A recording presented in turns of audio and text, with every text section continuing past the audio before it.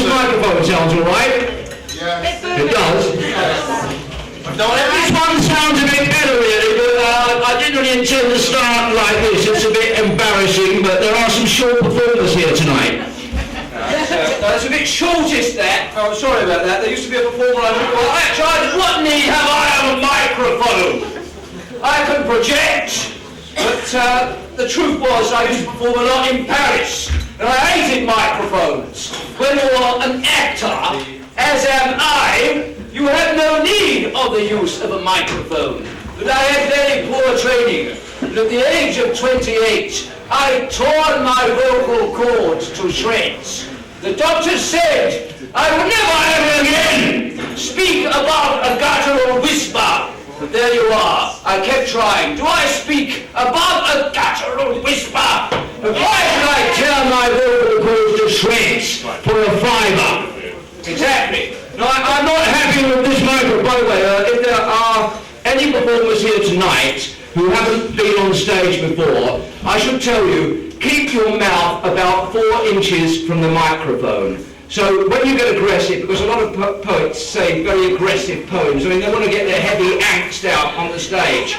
Rather than walking along the street going, fucking bollocks, you must have had enough! It's much better to go on stage and say, fucking bollocks! But the thing is, when you say that, you've got to be very, very careful, because you don't want to achieve, you don't want to achieve alienation. So when you say fucking bollocks, make sure you are smiling. I mean, I always thought if you were a good performer, you didn't have to use bad language on stage. But then I went downstairs to the toilets with some real pros, you know, got their own television programme, that kind of stuff.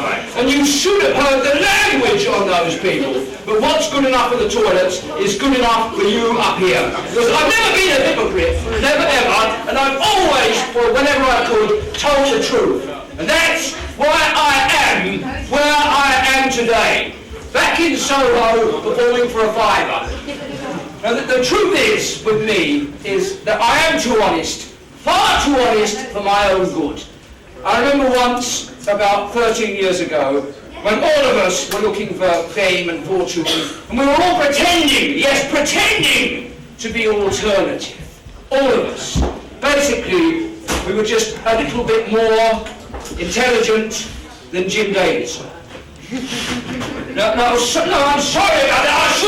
I should not give that fucker any free publicity. He never gives me any free publicity, and it detracts from the art.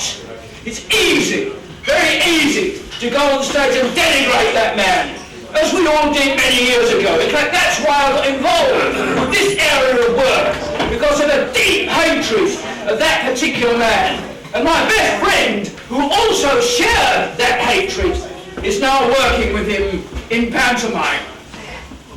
I hate the bastards! Yes, hate them! I'll never, ever do that. I'll give you my word. If you see me performing with him in pantomime, then you have my word. You can shoot me, and I'll do nothing about it. But I've got to give you a letter first. Say, Tony, I've come to shoot you. You've sold out, man. You're 50 years of age. You're doing panto with bollock chops. Now sign that letter. I have Tony Green's permission to shoot him. And you can do that. I don't need a blindfold. I'll just say, shoot me. Shoot me like a dog. Well, not like a dog. Like a sold-out human being. But that's why I've transferred my allegiance to the poetry scene. It's much more difficult to be a poet. The trouble is with poets is that many of them are excellent poets, but they just don't know how to read their own poetry out on stage, which is unfortunate. So occasionally they ask a professional like myself to help them out a little. Well, they don't really, because they also had egos. But listen to their poetry, not them. And then you get the others, who are excellent readers and very good entertainers, possibly, but lousy poets. But I mean, what really do you want for £3? Fucking jam on it! Jam? Oh, I think I'd rather have marmalade. I can't stand cheap jokes. I'm coming back soon, and I'm going to be talking for at least 25 minutes. I'm going to tell you the truth about myself. And if I tell you a lie, may I be struck down! But remember, the Lord works in mysterious ways. The Lord never does the obvious, as yours truly trundles home tonight to Brixton. I shall be struck down by an unknown assassin. That's the kind of man the Lord is. Stabs you in the back when you're not looking. Or perhaps if I'm wrong, you'll see me struck down on stage. But what a way to go. I couldn't think of a better. By the way, I was actually chucked out of the Royal Academy of Dramatic Art for overacting. Yes! They laughed at me when I did my Richard III. Laughed! And then other people who appear on EastEnders walk on and go, what's the one? Now is the winter of our discontent, my glorious summer by the son of you. Marvellous! Absolutely marvellous! I love the way you do that! No, you can't. Who are you? Who am I? Fucking snob! You don't need people like me anymore. But you do! I am back! And I'm not going away again. My pleasure. And by the way, all of this is scripted. My pleasure to introduce our first act. 3 people, not 1, not 2, but what comes after 2? 3. Some people I can't count even 1. I wonder why that is.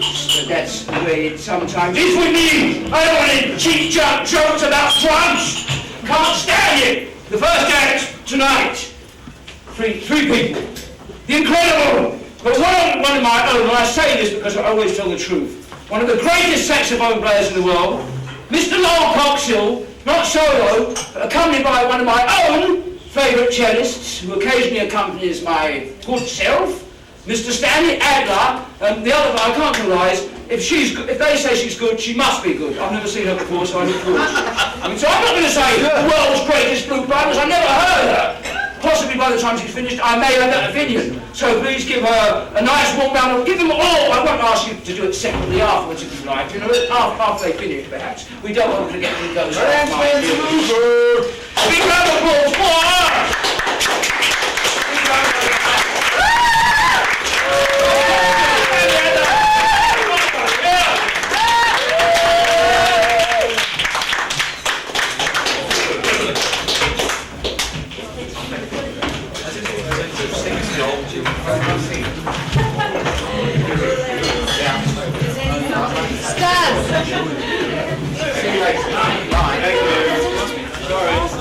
Thank you.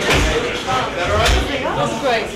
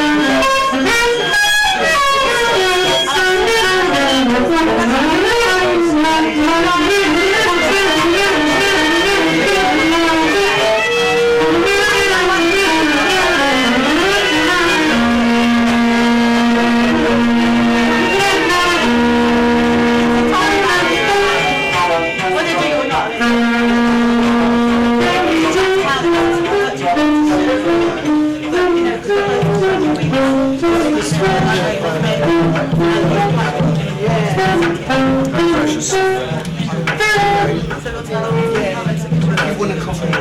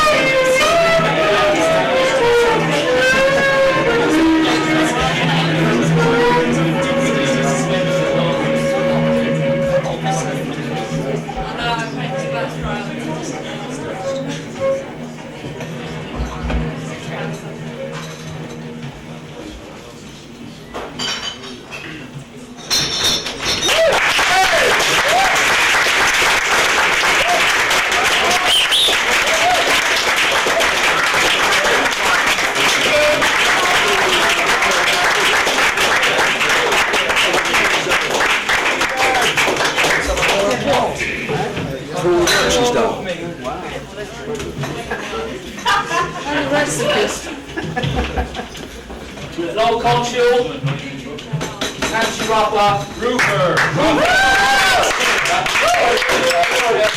It's Rupert, sorry, R-U-F-E-R. Apologies about that. Nancy Ruffer and Stanley Adler.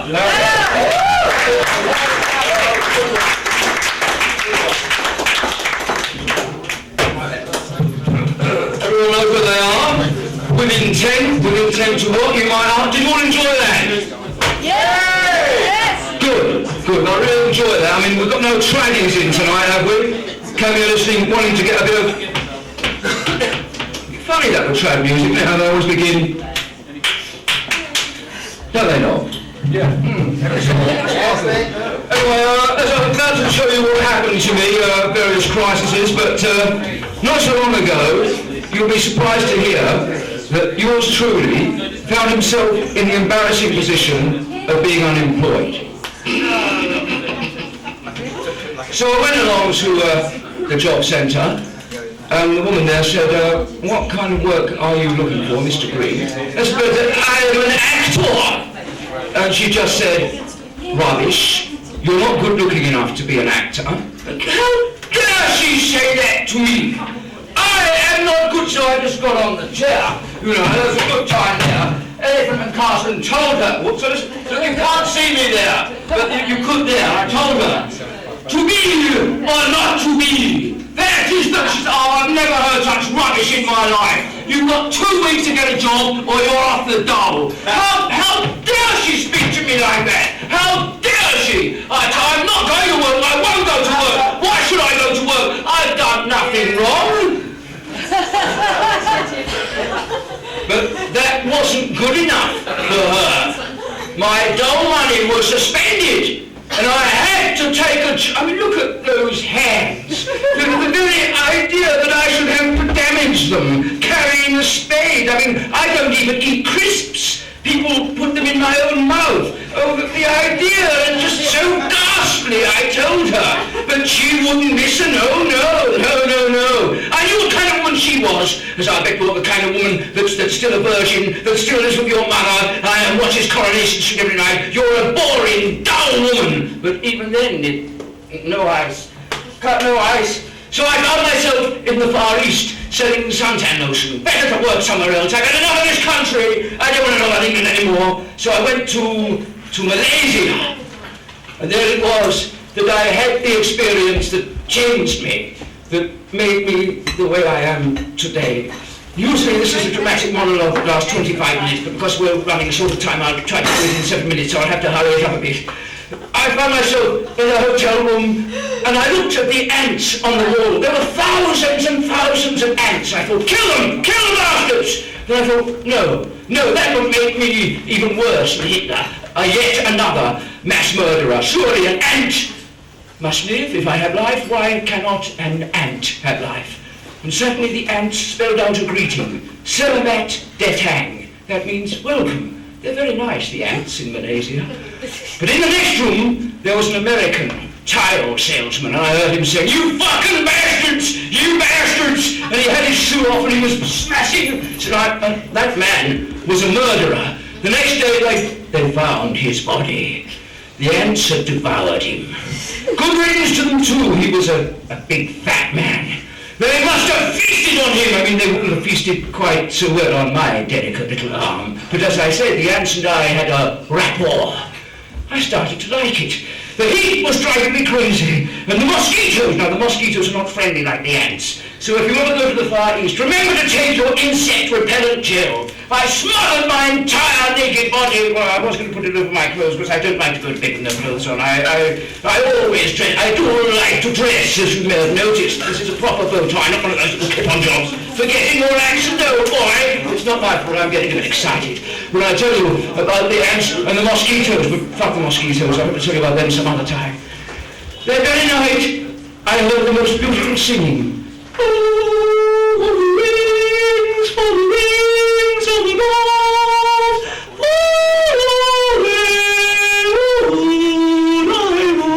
It was much more beautiful than that. Even if I do say so myself, and I do have a lovely singing voice. Thank you. No, there's no need to clap. Curiosity, they say, killed the cat. I had to find the source of this voice. She wasn't actually singing The Wings of a Dove, she was singing in Malay. And I went to the next room. I must find the person who was singing. I'd never heard such a beautiful voice in all my life. I opened the door. It was slightly ajar. I shouldn't have done it. It wasn't my business. Always mind your own business when you don't have to pry. Never, ever pry unless you really need to. But you can see I felt the need. I am, after all, an artist. And there was this voice, emanating such beauty, I fell to my knees. Never in my life had I heard such beauty. Then suddenly she said the Malay equivalent of, "Oh, fuck it," in such awful tones. I don't know why. She was combing her long raven black tresses. The comb got caught in the hair. And then she said, "Oh, fuck it," in Malay, which is quite like. She took the head off her shoulders as though it were a thing of a moment, and just put the head beside her on the cabinet and said, "Oh, that's better." I've never seen anyone do this ever before in my life. And remember, I'm telling you the truth. I swear to you I'm telling you the truth. And if I'm not, may I be struck down by the Lord God Almighty. There you are, it hasn't happened, so I must be telling the truth. I went downstairs. There were 3 men playing cards. And I said, "Gentlemen, you wouldn't believe what I've just seen upstairs. A woman took her head off her shoulders." And they looked up at me. in unison, 3 heads. And I remember those baleful green eyes. And together, they all took their heads off, placed their heads on the table amid the beer and the cards, and you could hear the fan going round and round and round. And then they all started to laugh. And they said, in unison, "That's nothing, Englishman. We can all do that." And then they laughed. And they laughed. And they laughed.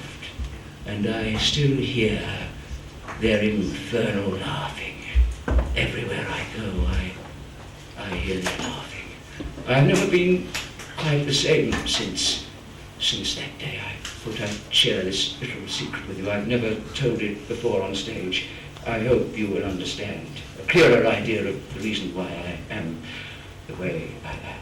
My pleasure now to introduce you to a marvelous poet, the one and only Deborah Laggy. Thank you.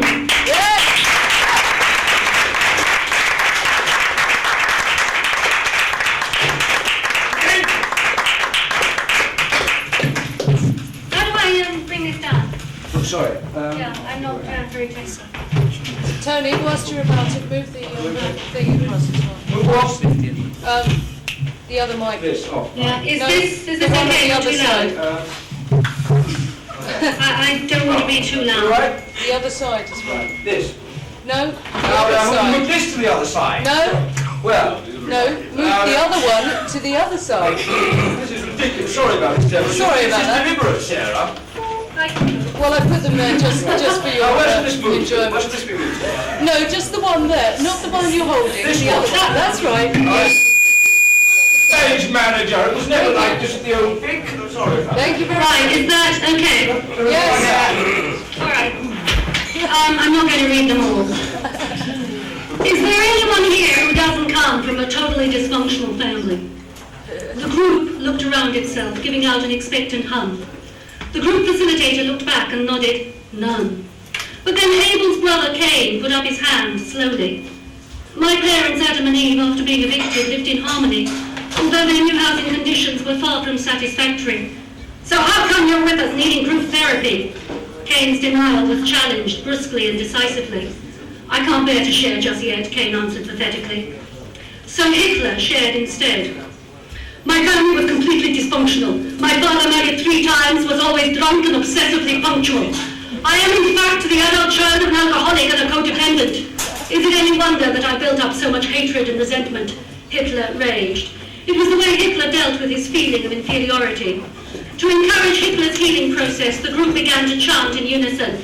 It's okay to be angry, Adolf, it's okay. Shout, Adolf, shout, and let your anger out. Your childhood explains everything, said Attila the Hun. You know, my folks just never let me have any fun. Me? What about me? I only had one parent, cried out a tearful Stalin, sharing his pain. Oh, that sure accounts for why you became a tyrant. Then all group members turned again to an in-denial Cain, who it seemed just couldn't offer any reason why he'd killed his brother. Did he drink? Was Adam an absent, unsupportive father? From what other mad, demented vices did they suffer?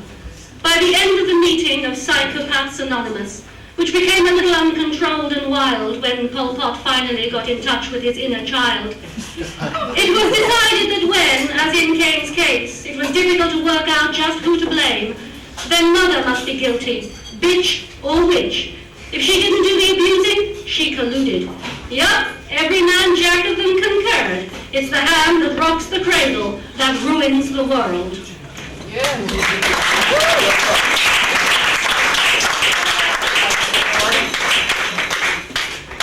A mad woman, well past her lifetime's prime, ekes out her life in desolate pantomime, shouting, screaming in the squalid streets, abuse at everyone she sees or meets, cursing to the urban skies the social workers who sometime since, with arrogance and skillful lies, robbed her of her children.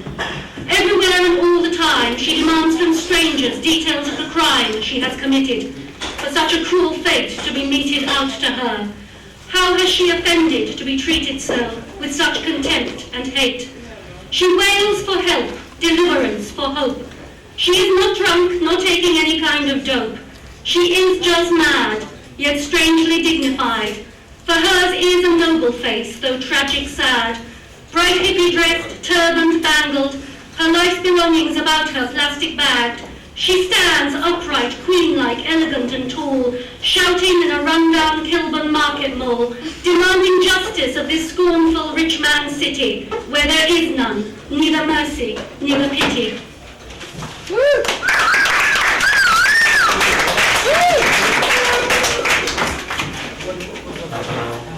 Redhead Rita, drinking gin, waiting for the racing results, said in a voice half whisper, half shout, in between complaints about her bastard of an ex-husband, "A friend is someone who, if you've done someone in, you can call on to get rid of the body. Now how many friends like that has anybody got?" This Rita, a shipwrecked, abandoned sot, who could not, would not, recover from the loss of a husband, not worth having, was a chum of my mother's, since before the year dot.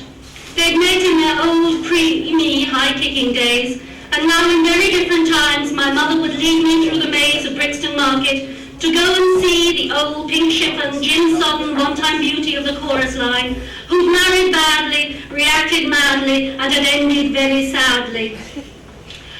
Bitter and stuck in time like a broken needle on a gramophone, all alone except for her alimony, paid regularly, providing that she made no flying drunken visits to her bookie ex-husband's flat, where he lived with a right bloody floozy. Redhead Rita also had her memories, which the gin made intermittent, thankfully. She would speak of a dead world, of the New Cross Empire and the Golders Green Hippodrome, of Yanks, Alv, a Rolling Stone gathers no moss, and if only I'd married Larry, Jack or Jim, anyone but him. But on that far distant 50s day, Redhead Rita had this to say to me as I sat, small, wide-eyed and trapped, in her smoke and drink-fumed pink velvet, red-nailed, gold-bejeweled hand, fat and tight round the gin glass, red lipstick, Cupid's bow mouth, chain-smoking, choking. "My next friend is this," Rita said, pointing to her glass. "If I did anyone in, gin would help me cover up the farce. Dutch courage booze would save my arse. Drink, the best friend and loyalest lover a woman ever had, brings youth and beauty back, gives courage, fuels hope. You remember that," she said to me, winking horribly. I looked at her, remembered, and when my time of sorrow came, chose dope.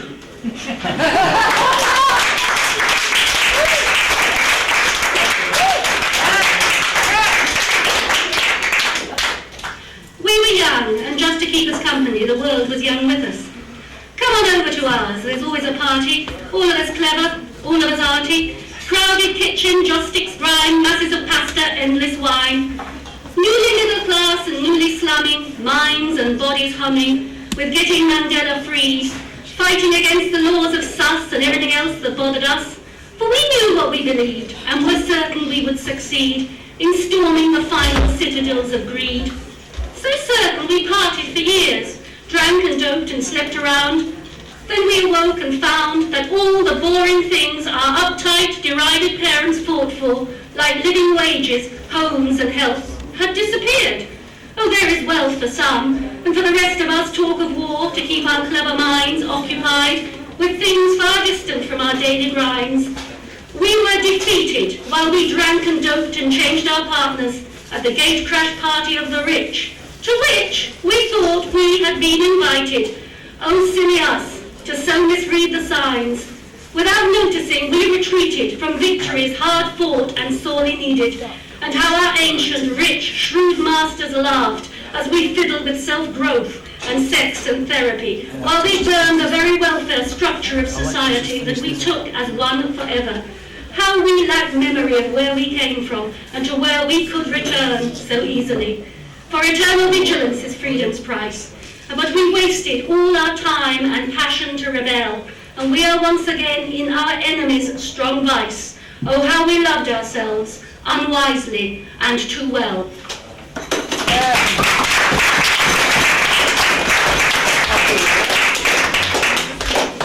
After the eyes' first fleeting meeting, after the very first smiling greeting, after the let's go to the theatre or somewhere together, after having a bite to eat somewhere, wherever, and discovering how different you both are from the rest of humanity, and how you two alone have cornered the market insanity, after going back to his place or to your place, where you admire each other's uniquely sensitive taste in music, art, poetry, good food, nothing unrefined, indelicate or crude. And the talk is of love, commitment and loyalty. And at last, and at length, finally, you get down to the peculiar mystery at life's core, the mixing of the mad liquids till the body's sore. How is it after all that? He starts ranting on about the dirt and the mysterious whereabouts of his clean socks and shirt.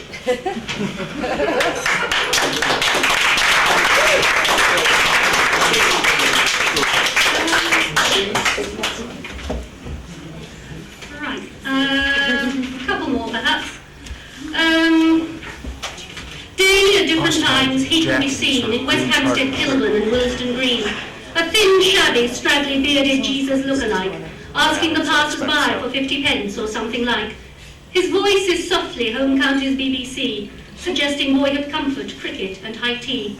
A lone, sober madman among the many men, street living, drinking all about him. Somewhere there must be his mother's other children and the warm home that once held him. But who wants such a brother, so difficult, so marred, in a world grown since we were born, so ruthless and so hard? And the last one, well, okay. Yeah, the last one. I'm not really anti-men, but this is about a guy that... Thinking of Fellatio, he told her he was very pleased to see her. Was a bit surprised to get her call from Liverpool Street Station at 8 a.m. on August Bank Holiday. An impulse, she lied, to come to London, her desperation screaming out to anyone else but him. He didn't really know what to do with her, as he was staying with his mother. A hotel first thing in the morning would be too crude. So he took her to some friend's house who talked to her politely and very quickly discovered that her husband was living with a bimbo, and so were her teenage children, as the big family home was far more comfortable than her new small studio flat. She smoked, filling up the ashtrays and eyeing the drinks cabinet hungrily, laughing a piercing saloon room laugh. She told his friends how she'd met him. A prank, she said. She'd phoned up one of these telephone date lines. How amusing. At 3 o'clock one morning.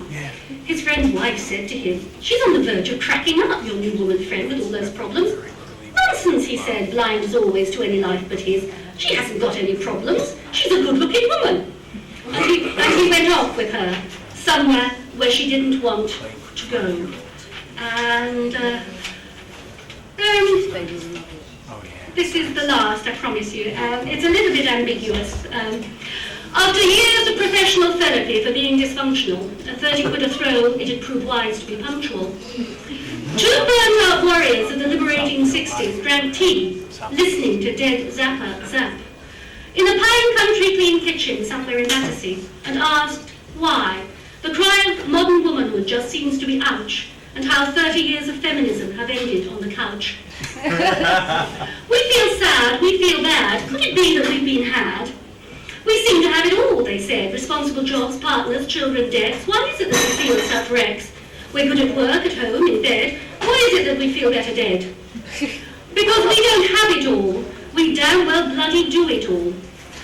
We work all day for equal pay that somehow still feels when the bills come in to be very like good old-fashioned low pay. The evenings are swallowed up by the escalating demands of the PTA, and the cooking and cleaning don't go away. And even going to bed at night is not for rest, for a liberated woman gives off her sexual best. Amtrak, Zappa, Zap, some more. And the women talked as they never had before. We fought for the right to work, but we want more.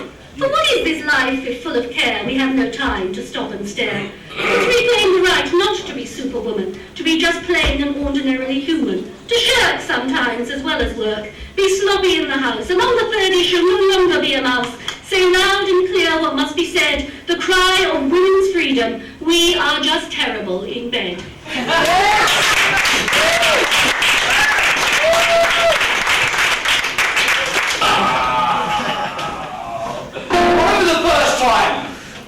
I was such a young man, I had no idea and somebody was giving me a really bad time. So what do you say? I don't know. When I was a little boy and I misbehaved, my mother, shut your mouth, you little cunt! So that's what my mother said to me. So what do I, shut up, you cunt! Thinking, you filthy sexist bastard! You hate women! What, me? I hate women! You're joking! Look, I'm an easy guy. You will never meet a woman who accuses Mr. Green of being a lick.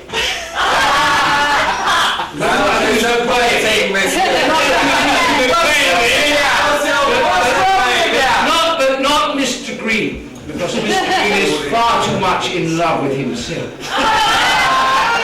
They all know that I am a mirror masturbator, but we had one here for real last week. I only joke when I say I'm a mirror masturbator. I get up, start bollock naked every morning and look at myself in the mirror and say, God, what an arse. I really love those little cheeks, you know, little dimples. Well, I've never been with a woman who has... No, it's not an advertisement for sex, because we get too much of that here. Excuse me, tell you, I'm quite nice, you're getting on a bit, you know, but, many good old tune, many no fiddle. Yeah, okay, darling, I know I'm 40-odd, but the last girl I went with, honestly, we were fucking for 3 hours before I had a climax. I mean, she had no... What is this? Who are these new men? There's no such thing! Oh, to love oneself is everything. I'm going to go on, because there are people there wanting to go on, wanting to tell you about the state of the world, wanting to enrich your lives with their thoughts.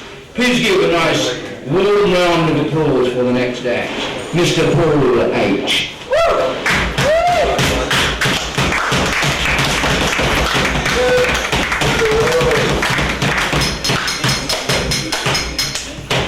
Alright, how you doing all out there? Everyone? Yeah, great? Yeah. Super?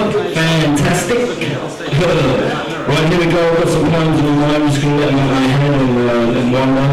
But it's been a while since I've been doing a bit of live poetry, so this is it. This one is called Love Poem for a Duck. Here we go. Waddling wobbler, walking like a toddler, quacky and laugh in the middle of your bath. Her mouth and colour separate you from others, but still you glide and preen, a snobbish little beauty queen. For your feathers are exquisite, your curves are divine. Oh sweet little ducky, won't you be mine? There you go, thank you. A dead fish is just a live fish that's given up drowning. I sometimes wish I was a fish. You see, it's not just a rhyme, only the reason I have difficulty with. There you go. Right, what other pounds can I come into my head?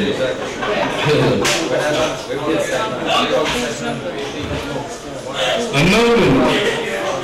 Pure inspiration, crystals explode, truth gushes, release, harsh transformation. Facades dissolve, life is deluged in a peace and a clearer realization of illumination in disguise and pools of silence are spoken.